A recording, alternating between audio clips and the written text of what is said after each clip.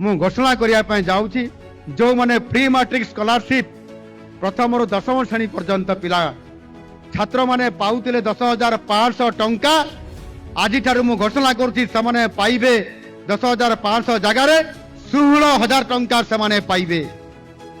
ସେଇଭଳି ଭାବରେ ଛାତ୍ରୀମାନେ ଯେଉଁମାନେ 11,000 ଟଙ୍କା ପାଉଥିଲେ ସେମାନେ ଏଣିକି ପାଇବେ ଆଜିଠାରୁ ଲାଗୁ ହେବ 17,000 ଟଙ୍କା।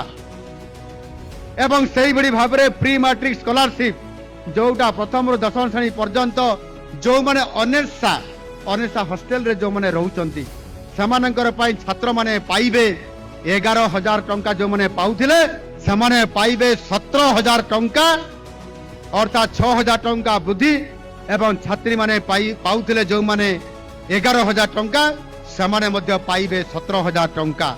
ଏ ସୁବିଧା ସେମାନଙ୍କୁ ଆଜି ଠାରୁ ଘୋଷଣା କରାଗଲା। ଏହି ମଞ୍ଚରୁ ସାରା ଓଡ଼ିଶାର ଛାତ୍ରଛାତ୍ରୀମାନେ ପାଇବେ।